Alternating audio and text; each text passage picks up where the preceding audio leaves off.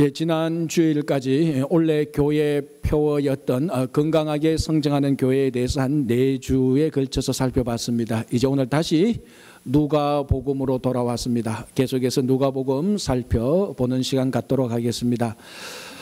오늘 누가복음 이제 우리가 함께 살펴보는 본문은 누가복음 19장 28절부터입니다. 이 부분이 누가복음 전체에서 하나의 전환점을 이루는 새로운 시작이 됩니다. 왜냐하면 지금까지 예수님께서 이제 사역을 하셨다가 갈릴리에 사역하시고 또 여리고로 가셨다가 이제 오늘 본문부터 드디어 본격적으로 예루살렘을 향하여 들어가기 시작하십니다. 그래서 오늘부터 예수님의 마지막 사역, 십자가 사역을 위하여서 이제 예루살렘으로 출발하는 예루살렘을 향하여 나아가는 바로 그 본문이 됩니다. 그래서 오늘 본문은 사실은 주로 종료주일 때 많이 나누는 본문입니다. 오늘도 본문 보면 예수님께서 어린 나귀를 타고 이제 예루살렘을 향하여 들어가실 때 마태복음이나 마가복음 보면은 호산나 다윗의 찬송이 하면서 종려나무 가지를 흔들었던 바로 그 본문입니다. 그러나 우리가 누가복음 이제 순서대로 살펴보다가 보니까 꼭 종료주일이 아니더라도 이 종료주일에 해당되는 이 본문을 살펴보게 되는 것입니다. 오늘 예수님께서 드디어 예루살렘을 향하여 나아가는 이 말씀, 이 상황, 이것을 우리가 같이 살펴보도록 하겠습니다. 자, 오늘 본문을 보면 예수님께서 예루살렘으로 향하기 위하여서 가장 먼저 하셨던 일이 나옵니다. 그게 무언가 하면은 어린 나귀를 준비하고 어린 나귀를 마련하고 타고 들어가는 것입니다. 그래서 오늘 본문에 예수님께서 제자들 가운데 이 두 명에게 예수님께서 계신 곳 맞은편에 가서 어린 나귀, 그러니까 오늘 본문에 보면 나귀 새끼죠. 그래서 발음이 좀 거칠어서 제가 어린 나귀로 바꿉니다. 어린 나귀를 데려오라라고 말씀을 합니다. 그러면서 하시는 말씀이 만일 누가 묻거든 또는 주인이 왜 내 나귀를 가져가느냐 이렇게 말하거든 그 주인이나 어린 나귀를 데려오는데 방해하는 사람들에게 주가 쓰시겠다 하라 이렇게 말하라고 알려줍니다. 오늘 본문을 보니까 진짜로 제자들 가운데 2명이 맞은편에 가서 매여 있는 어린 나귀를 풀어서 가지고 오는데 이 어린 나귀의 임자가 말합니다. 왜 가지고 가느냐? 뭐 이런 식으로 이제 말을 했겠죠. 그때 제자들이 뭐라고 말합니까? 주가 쓰시겠다. 그러니까 그 임자가 소의 임자가 그냥 이 어린 나귀를 제자들의 손에 맡겨서 어린 나귀를 제자들이 주님께 가져옵니다. 자, 이 이제 상황을 보면서 저는 이것을 보면서 이 주가 쓰시겠다고 했던 이 말씀 이것이 마치 어떤 암호 같기도 합니다. 그러니까 이 어린 나귀를 가져오는데 예수님께서 상상력을 발휘해서 미리 이 소의 임자와 암호를 딱 결정해 놨습니다. 그래서 내가 사람을 보내거든 그 어린 나귀를 보내라. 그런데 암호를 대야 된다. 그래서 주님께서 암호를 제자들에게 말해줍니다. 암호는 주가 쓰시겠다이다. 그래서 어린 나귀를 데리러 제자들이 갔는데 진짜로 그 소의 임자가 딱 붙답니다. 자, 뭘 대야 됩니까? 암호를 대야죠. 주가 쓰시겠다 하니까 이 소의 임자가 암호를 딱 떴고 딱 풀어주게 되는 것입니다. 제 상상력입니다. 그러나 여러분 한번 생각해 보십시오. 이 소의 임자가 주가 쓰시겠다는 그 말을 듣는 순간 어린 나귀를 풀어주게 되는 것입니다. 자, 여러분 뭐 셀폰이나 컴퓨터나 랩탑이나 온라인 은행이나 여러분들이 사용하는 모든 요즘 첨단 기기를 사용하기 전에 반드시 해야 되는 게 있습니다. 무엇입니까? 패스워드를 넣어야 됩니다. 자, 셀폰을 여러분들이 사용하시거나 아니면 랩탑이나 컴퓨터를 사용할 때 켭니다. 켰다고 해서 컴퓨터를 사용합니까? 아니죠. 뭐를 넣어야 됩니까? 패스워드를 넣어야 됩니다. 암호를 대야 됩니다. 그래야 그 암호에 맞는 저장된 암호하고 내가 였는 암호하고 패스워드하고 일치할 때 풀려서 사용하게 되는 것입니다. 그러니까 요즘은 전부 다 이런 패스워드를 넣지 않는 한, 암호를 사용하지 않는 한 어떤 첨단 기구를 사용할 수가 없는 시대가 되었습니다. 여러분 지난 한 주간 동안 엄청나게 많은 패스워드를 넣었을 겁니다. 그리고 첨단 기기를 사용했을 것입니다. 자, 지금 제가 셀폰이나 컴퓨터의 패스워드를 말하는 것이 아니고 우리 인생의 패스워드를 묻고 싶은 것입니다. 주님께서 아까 그 어린 나귀 임자에게 미리 알려준 또는 어린 나귀를 사용할 수 있는 패스워드가 있었습니다. 무엇이었습니까? 주가 쓰시겠다는 것이 패스워드입니다. 똑같이 오늘 주님께서 우리 인생에 와서 패스워드를 줍니다. 주가 쓰시겠다. 그럼 우리는 그 패스워드를 듣고 우리 인생을 주가 쓰시겠다는 패스워드에 주님의 손에 넘겨야 되는 겁니다. 주님께서 우리 물질에 주가 쓰시겠다는 패스워드를 넣습니다. 그럼 우리가 그 패스워드, 그 비밀번호 암호를 듣고 물질을 내어놓는 것입니다. 주님께서 주가 쓰시겠다는 패스워드를 시간과 우리 재능의 패스워드를 넣으면은 우리가 그 패스워드를 알아듣고 내어놓아야 되는 겁니다. 그런데 많은 사람들이 자기 인생의 패스워드를 주가 쓰시겠다고 저장해 놓지 않은 게 문제입니다. 여러분 인생의 패스워드는 뭐라고 되어 있습니까? 내가 쓰겠다라고 되어 있죠. 그러니까 내 인생에 저장된 패스워드가 내가 쓰겠다라고 되어 있는데 주님께서 아무리 주가 쓰시겠다 해도 인생이 열리지 않고 풀리지 않고 주님을 위해서 사용 안 되는 겁니다. 내가 쓰겠다는 패스워드를 넣어야 열리는, 나만 위해서 사용하는 패스워드를 저장해놨기 때문에 주가 쓰시겠다고 하는 패스워드가 일치가 안 됩니다. 단 한 번도 주님께서 주가 쓰시겠다고 하는 패스워드를 넣어서 내 인생을 사용하지 못합니다. 왜? 내 인생에 저장된 패스워드는 주가 쓰시겠다가 아니고 내가 쓰겠다는 것이기 때문입니다. 자, 오늘 다시 우리가 이 어린 나귀의 주인이 알아들었던 패스워드, 그 암호를 우리가 우리 인생에 똑같이 저장해 놓기를 바랍니다. 이제는 내가 쓰겠다는 패스워드를 다 지우고 주가 쓰시겠다는 패스워드로 저장해 놓고 주님께서 언제든지 무엇이든지 주가 쓰시겠다는 패스워드를 물질에, 시간에, 재능에, 우리 인생 전체에 그 패스워드를 넣을 때 우리 인생이 풀리고 열려서 주님께서 사용하는 그런 인생이 되시기를 바랍니다. 자, 주님께서 주가 쓰시겠다고 했던 패스워드를 열고 가지고 온 게 뭡니까? 나귀 새끼, 어린 나귀입니다. 자, 예루살렘을 향하여서 이제 예수님께서 십자가의 사역, 인류 구원의 사역을 향하여서 나아가는 그 첫걸음이 어린 나귀를 준비하는 것입니다. 왜 어린 나귀일까요? 왜 짐승 가운데서도 왜 어린 나귀고 왜 어린 나귀를 또 준비해야 되는 것이 첫 번째 마련해야 될 것입니까? 자, 대답은 의외로 간단합니다. 스가랴 9장 9절을 보면 알 수 있습니다. 자, 제가 한번 읽어드릴게요. 스가랴 9장 9절이 이렇게 되어 있습니다. 시온에 따라 크게 기뻐할지어다. 예루살렘에 따라 즐거이 부를지어다. 보라, 너의 왕이 임하시나니 그는 공의로우시며 구원을 베푸시며 겸손하여서 나귀를 타시나니 나귀의 작은 것 곧 나귀 새끼니라. 왜 예수님께서 예루살렘을 향하여 나아가는데 어린 나귀를 준비했는가? 스가랴 선지자가 미리 예언을 해놨습니다. 무슨 말인가 하면 예루살렘을 향하여서 어린 나귀를 타고 가는 사람은 왕이다라는 것입니다. 그러니까 예수님께서 지금 예루살렘으로 향하여 어린 나귀를 준비하신 것은 예수 그리스도 그분이 왕이시기 때문에 어린 나귀를 준비하고 타고 예루살렘으로 들어가는 것입니다. 자, 오늘 본문 38절을 보면 예수님께서 실제로 어린 나귀를 타고 예루살렘을 향하여 갈 때 제자들과 다른 복음서 보면 많은 사람들이 예수님에 대해서 뭐라고 말합니까? 자, 오늘 38절에 이렇게 되어 있습니다. 이르되 찬송하리로다 주의 이름으로 오시는 왕이여 라고 말합니다. 그 당시 사람들은 예루살렘을 향하여서 나귀를 타고 오는 사람이 왕이라는 것을 익히 알고 있었습니다.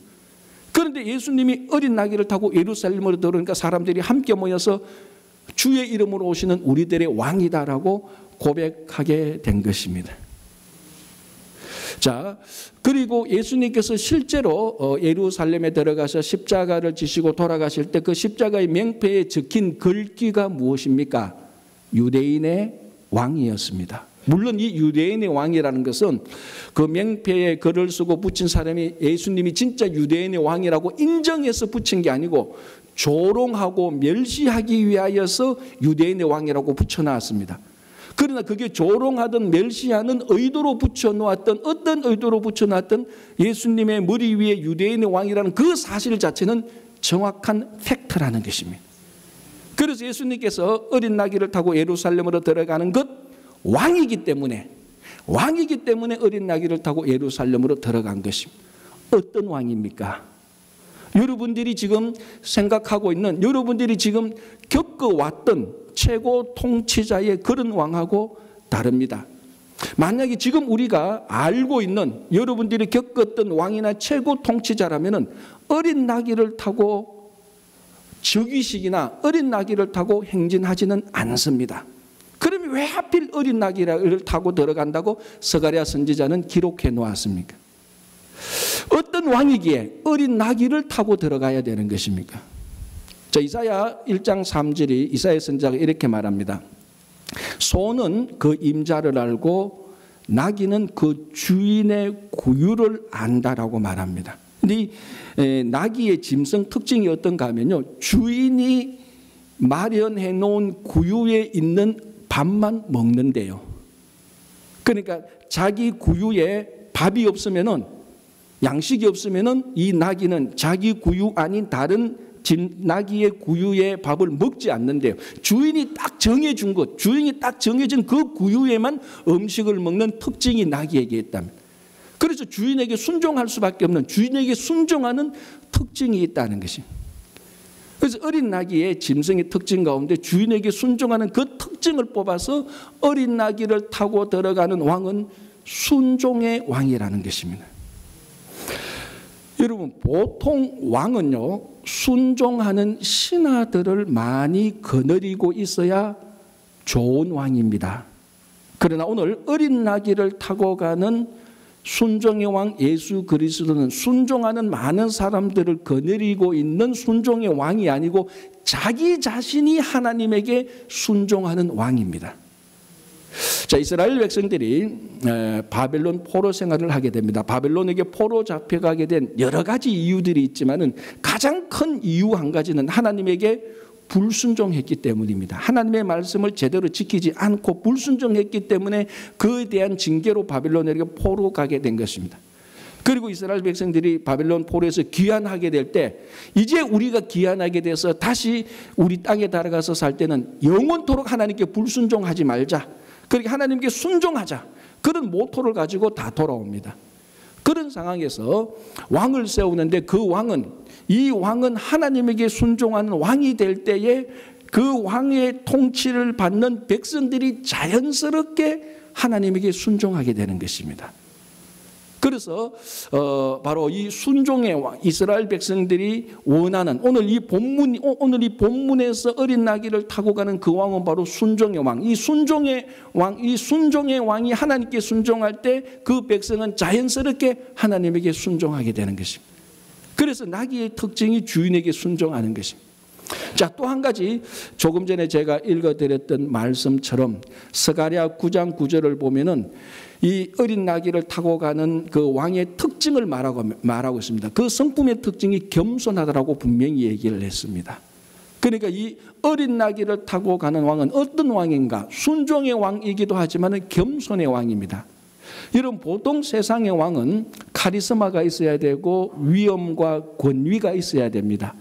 그래서 왕의 상징으로 나타나는 짐승은 카리스마가 위엄과 권위가 있는 짐승입니다. 예를 들자면 사자, 그 이미지가 왕의 이미지죠. 호랑이나 아니면은 독수리 이미지. 그러니까 어떤 날짐승이나 육지에 있는 짐승 가운데 가장 카리스마 있고 힘이 센 짐승, 그것도 아니면은 전설상에 있는 짐승, 용, 봉황, 이런 것들이 왕의 이미지하고 일치하는 짐승인데, 예루살렘으로 들어가는 예수님이 타고 가신 어린 나귀는 왕하고는 전혀 맞지 않는 그런 이미지의 짐승입니다. 오히려 겸손한 이미지, 오히려 겸손한 성품을 가진 왕이라는 것입니다. 이스라엘 백성들이 바벨론 포로로 잡혀간 두 번째 이유는 우상숭배였습니다. 그 우상숭배의 근본이 무엇이었는가 하면 교만입니다. 왜냐하면 구약의 역사를 볼 때 이스라엘 백성들이 겸손하지 않고 교만했을 때는 항상 하나님을 의지하지 않습니다. 하나님을 의지하지 않는 이스라엘 백성들은 반드시 우상을 숭배했습니다. 우상을 숭배한 대가로는 반드시 하나님으로부터 징계를 받았습니다. 그래서 바빌론 포로 전에도 이스라엘 백성들은 겸손하지 않고 교만하여서 하나님을 의지하지 않고 온갖 종류의 우상을 섬겼습니다. 그 대가로 바빌론 포로로 잡혀간 것입니다. 그래서 바빌론에서 다시 귀환하게 될 때 또 하나의 모토를 들고 나옵니다. 이제는 우리가 두 번 다시 교만하지 말자. 겸손하자.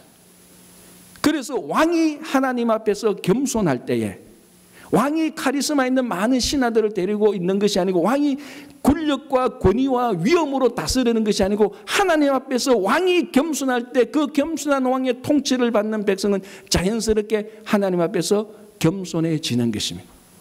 그래서 어린 나귀를 타고 예루살렘으로 들어가는 이 예수 그리스도는 겸손과 순종의 왕으로 예루살렘으로 들어가고 있는 것입니다. 물론 우리가 앞으로 살펴보겠지만 나중에 어린 나귀를 타고 온 이 예수 그리스도에게 겸손과 순종 대신에 로마를 정복해 줄 수 있는 마치 다른 힘과 권력과 정복의 왕으로 착각하는 것도 살펴볼 수 있습니다. 그러나 어린 나귀를 타고 가는 예수 그리스도는 겸손과 순종의 왕입니다. 하나님 앞에서 겸손하고 하나님께 순종하는, 그래서 얼마만큼 겸손했느냐, 하늘의 보좌를 버리고 그분이 종의 형체를 가져서 이 땅에 미천한 말구유에 오기까지 겸손했습니다. 어디까지 순종하셨습니까? 십자가에 죽기까지 순종하셨습니다. 그래서 지금 어린 나귀를 타고 오는 겸손과 순종의 왕을 영접하는 제자들과 무리들은 예수님을 영접하는, 왕으로 영접하는 순간 자기들 역시 겸손과 순종의 사람이어야 되는 것입니다.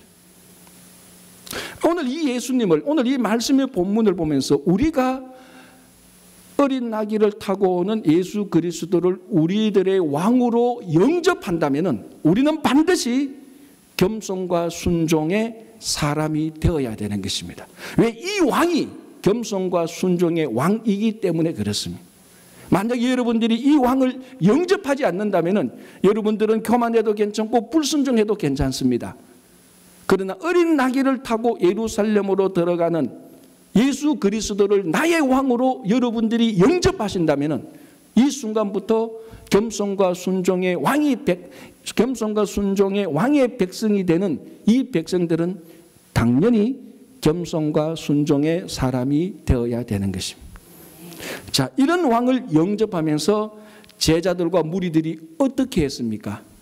자기들의 겉옷을 벗어서 나귀 위에 안장으로 사용하고, 그리고 나귀를 타고 행진하는 예수님 앞에 자기들의 겉옷을 펼쳐서 앞에 깔았습니다. 마치 레드카펫을 깔듯이, 헐리우드의 배우들이 폼나게 지나갈 수 있도록 레드카펫을 깔듯이 제자와 사람들이 자기들의 겉옷을 벗어서 예수님 가시는 나귀를 타고 행진하시는 왕의 행진 앞에서 자기들의 겉옷을 펼쳐서 밟고 지나가도록 하신 것입니다. 이스라엘 백성들에게 있어서 겉옷이라는 것은 우리들이 사용하고 우리들이 생각하고 있는 겉옷하고는 완전히 다릅니다. 자, 이스라엘 백성들이 겉옷, 예수님 당시에 겉옷이라고 말할 때는 모든 겉옷에는 반드시 치치트라는 것이 붙어 있습니다. 이게 히브리어 치치트인데 뭔가 하면은 옷자락 끝에 술을 달게 되는 것입니다. 그러니까 옷자락 끝에 술을 이렇게 달고, 민수기 15장 38절을 보면 이 옷자락 끝에 단 술에 청색씨를 더 꼬아서 섞도록 했습니다. 그래서 그걸 바라보는 순간에 청색실이 같이 있는 이 술을 바라보면서 하나님의 말씀을 기억하도록 해놨습니다. 그래서 예수님 당시에 영적 허영심이 있는 사람은 이 술을 자꾸 길게 만드는 거죠. 그래서 나는 이만큼, 또는 잘 보이도록 이만큼 확실히 하나님의 말씀에 대해 확신을 있고 순종한다는 그런 영적 허영심을 드러내기도 했습니다. 그래서 겉옷이, 사람의 겉옷이라는 것은 유대인들은 본능적으로 겉옷 말하면 이 치치트, 이걸 보면서 하나님의 말씀을 생각하고 하나님 앞에서 관계를 설정하는 그런 옷을 생각했었습니다. 그리고 여러분 아시다시피 한 사람의 신분과 사회적 지위를 가장 쉽게 분명하게 파악할 수 있는 수단이 무엇입니까? 옷이죠. 옷만 보면, 요즘도 그렇습니다. 옷만 보면 이 사람이 군인인지 경찰인지 금방 드러납니다. 민간인인지. 그러나 예수님 당시에 이 옷은 훨씬 더 우리보다 더 민감하게 사회적 신분과 지위의 표시였습니다. 자, 여러분, 부자와 거지 나사로 비유해서 부자에 대해서 두 가지를 증거하는데, 첫 번째가 뭔가 하면 이 부자는 날마다 연회, 잔치를 벌였습니다. 또 하나 뭐라고 말하고 있죠? 자색 옷을 입고 있었다고 말합니다. 그 당시 부자, 상류층 사람들은 옷은 다 자색 옷이었습니다. 그러니까 자색 옷을 입고 있었다는 것은 이 사람은 진짜 부자였고 사회적 상류층이었다는 것을 알 수 있어요. 그러니까 옷이라는 것은 하나님 앞에 관계성을 설정하는 자기 신앙의 정체성이기도 하지만 일반 삶 속에서 사회적인 자기의 정체성이기도 합니다. 또 하나 우리 잘 알고 있다시피 특별히 이 옷이라는 것은, 겉옷이라는 것은 홈리스 피플한테는 굉장히 중요한 재산 목록이 됩니다. 자, 오늘 이 겉옷을 벗어서 예수님 앞에 펼쳐놓은 사람들은 누굽니까? 제자들입니다. 여러분, 예수님의 제자들이 3년 동안 어떻게 사셨죠? 홈리스 피플이었습니다. 집 없이 살았잖아요. 집을 다 뒤에 버려두고 배와 거물과 부친을 다 버려두고 3년 동안 예수님과 함께 떠돌아다녔습니다. 그러니까 어떤 한 곳에 거주한, 우리가 살고 있는 이런 집이 없었습니다. 이런 사람들한테 제일 필요한 재산이 겉옷입니다. 왜냐하면 아시다시피 그 중동 지역, 그 팔레스타인 그 지역은 일교차가 아주 심합니다. 밤에는 굉장히 춥습니다. 집이 있으면 괜찮은데 집 없는 사람은 그 추위를 막기 위해서 겉옷을 이불 대용으로 항상 사용한 것이죠. 그래서 이 겉옷이 없다면 이불도 없고 밤에 굉장히 춥고 정말로 건강에, 생명에 위태한 지경까지 가는 것입니다. 그래서 이 겉옷은 특별히 집 없는 사람들의 재산 목록 1호이기도 하고 밤에 자기를 지켜주는 보호막이기도 하는 것입니다. 그래서 우리 율법을 보면은 가난한 사람들의 겉옷은 저당도 잡지 못하도록 딱 규정해 놓았습니다. 그만큼 겉옷은 특별히 예수님의 제자들, 집 없이 예수님과 함께 3년간 동고동락을 했던 이 제자들에게 겉옷은 자기들의 보호막이요, 자기들의 재산 목록 1호였습니다. 이 겉옷, 그러니까 우리가 생각하는 겉옷하고 제자들이 벗어놓은 겉옷은 완전히 가치와 의미와 상징이 판이하게 다릅니다. 이 겉옷이라는 것은 무엇인가 하면 자기들의 신앙의 정체성이요, 사회의 정체성이요, 자기 자신을 드러내는 게 자기의 보호막이요, 자기의 가장 중요한 재산, 그것을 어린 나귀를 타고 오는 예수님 앞에 왕으로 영접하면서 그것을 앞에 펼쳐놓은 것입니다. 내어놓은 것입니다. 여러분, 우리 요한계시록 4장을 보면은 성경에서 가장 아름다운 예배 장면이 하나 나타납니다. 그 예배 장면은 땅에서 드리는 예배가 아니고 실제로 하늘에서 예배 드리는 장면을 사도 요한이 밤모섬에서 환상을 보고 우리들에게 기록한 겁니다. 그러니까 천상에서 아마 우리가 나중에 영원한 삶을 살게 될 때 드리는 예배의 모습이 바로 그런 것일 겁니다. 정말 천군 천사들이 아름답게 찬양을 하고 가장 존귀한 24장로들이 보좌를 삥 둘러서 하나님께 예배를 드립니다. 정말 휘황찬란하고 완전한 예배입니다. 이 땅에서는 도저히 이루어질 수 없는 완전한 예배의 모습을 보여주는데, 그 예배의 하이라이트가 뭔가 하면은 24장로들이 전부 다 자기들의 면류관을 벗어서 보좌에 앉으신 왕이신 하나님에게 면류관을 벗어 드리는 것입니다. 그게 완전한 예배의 가장 하이라이트입니다. 자기들의 면류관을 벗어서 하나님의 왕 되신 하나님께, 보좌에 앉으신 왕에게 올려드리는 것입니다. 요즘도 그렇기도 하지만 고대 중동의 전쟁에서 A나라와 B나라가 전쟁을 했는데 B나라가 A나라한테 졌습니다. 그러면 B나라의 왕은 자기의 왕관을 벗어서 A나라의 왕에게 벗어서 왕관을 주어야 됩니다. 이것은 무슨 의미인가 하면 완전한 항복과 완전한 복종을 의미합니다. 자기가 왕관을 벗어서 다른 왕에게 주는 것, 완전한 항복, 완전한 복종을 의미합니다. 똑같이 24장로들이 자기들의 면류관을 벗어서 보좌에 앉으신 왕에게 면류관을 드는 것은 온전한 복종과 온전한 항복을 의미하는 것입니다. 자, 제자들이 어린 나귀를 타고 오는 왕이신 예수님 앞에서 그 벗어줄 면류관은 없지만은 면류관 대신 자기들에게 있는 게 무엇입니까? 그게 겉옷입니다. 24장로들이 면류관을 왕에게 드렸듯이 이 제자들은 자기들의 겉옷을 벗어서 왕으로 오는 예수님에게 펼쳐 놓은 것입니다. 자기들의 사회적 정체성, 신앙의 정체성, 가장 중요한 것, 재산, 가장 보호막조차도 왕 대신 예수님 앞에서 다 내려놓은 것입니다. 왕으로 오시니까 경배하기 위해서 24장로들이 면류관을 내려놓듯이 이 제자들이 겉옷을 내려놓은 것입니다. 어느 신문에 바로 이 부분, 겉옷을 펼치는 이 부분에 대해서 참 좋은 시가 있었습니다. 그래서 제가 한번 여러분들한테 이 시의 내용을 한번 읽어드릴게요. 참 아름다운 시인데요. 읽어드리겠습니다. 벗어라 너의 겉옷을, 벗어라 너를 장식하는 것들, 벗어라 너를 칭송하는 것들, 벗어라 너를 안락하게 만드는 것들, 벗어라 너의 치부를 감추는 것들, 모두 벗어라.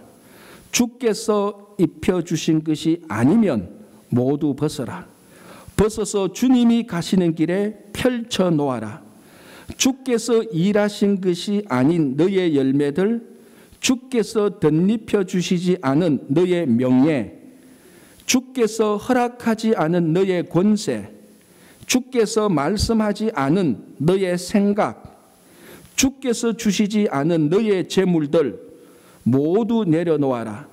주께서 하신 일이 아니면 모두 내려놓아라.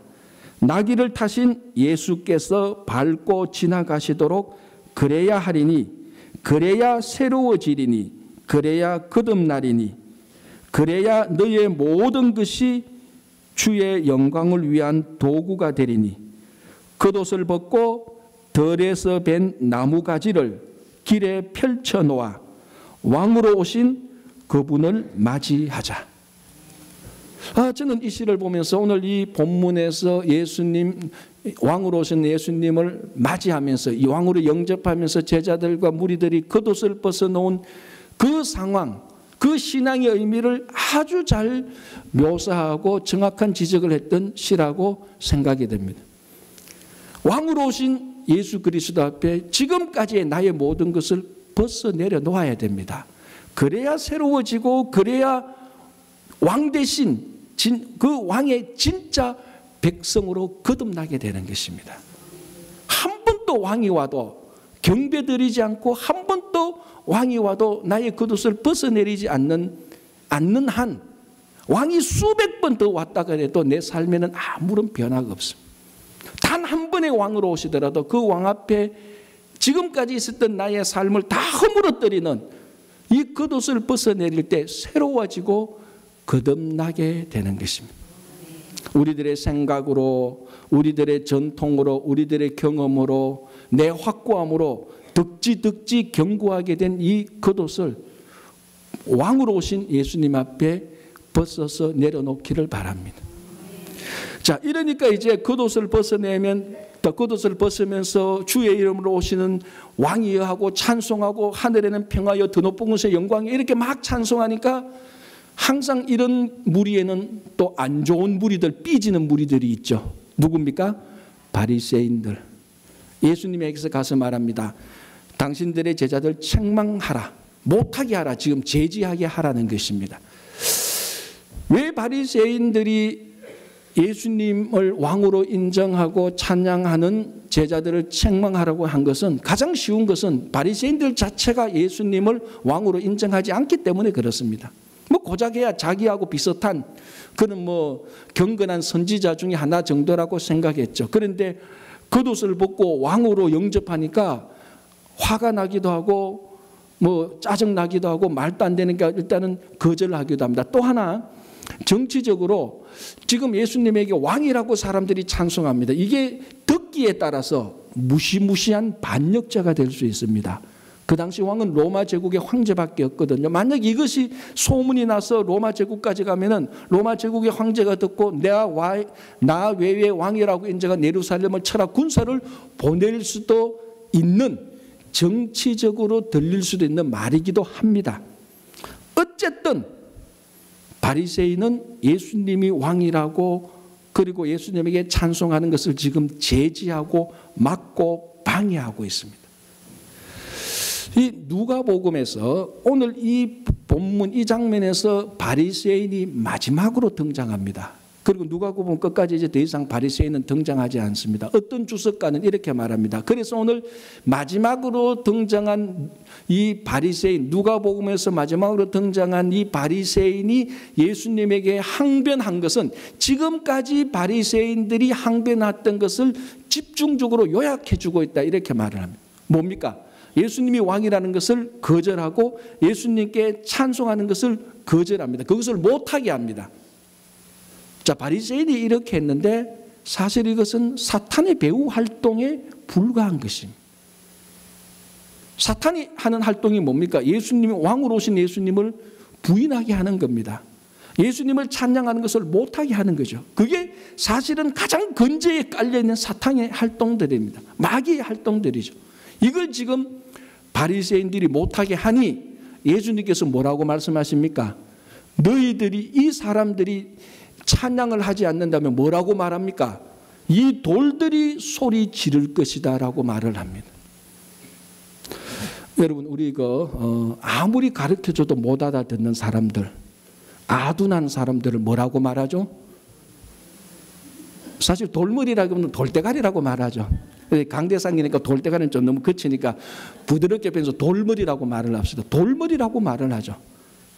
1 더하기 1이 2라고 아무리 가르쳐줘도 3 말하면 야, 이 돌머리야 라고 말을 하는 겁니다. 자, 오늘 이 바리새인들이 어떤 사람들입니까? 돌머리들이죠. 예수님께서 뭐라고 말합니까? 이 사람들이 찬송하지 않으면 돌들이 찬송할 것이라고 말합니다. 이게 무슨 의미가 있습니까? 이 돌들조차도 예수님이 왕이라는 것을, 찬양해야 하는 것을 무생물인 돌들조차도 알고 있다는 말 아닙니까?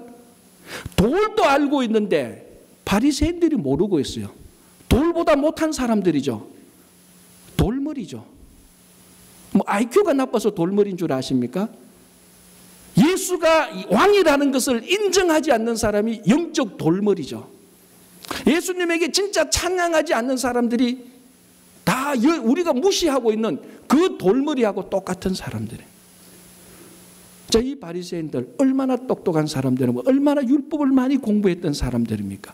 얼마나 논리적으로 밝은 사람들입니까? 얼마나 말을 잘하는 사람들입니까? 얼마나 관찰을 세심하게 하는 사람들입니까?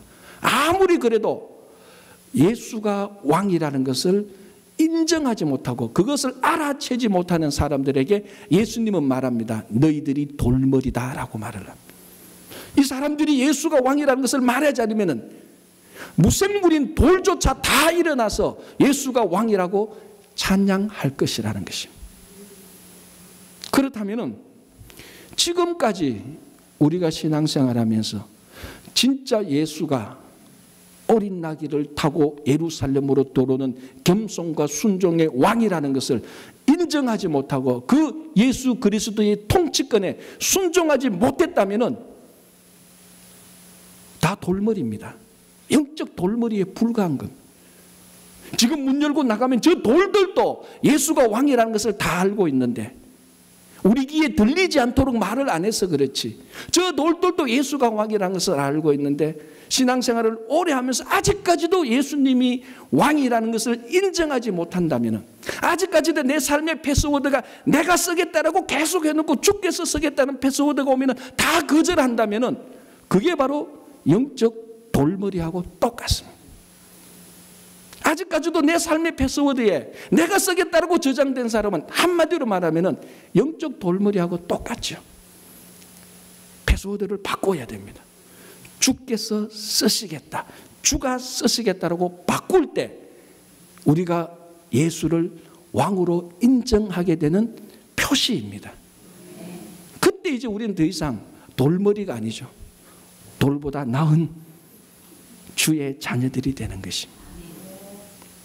그래서 여러분, 지금까지 정말 예수가 왕이었다는 것을 몰랐다면, 찬양하지 않았다면 내가 돌머리였구나. 이제부터라도 이 예수가 어린 나귀를 타고 예루살렘으로 오는 이 예수가 진짜 내 삶의 왕이요, 온 인류의 왕이라는 것을 인정하고 그 앞에 겉옷을 내려놓고 주가 쓰시겠다는 내 삶의 암호로 바꾸면서 살아갈 때 하나님께서 기뻐하시는 자녀가 될 겁니다.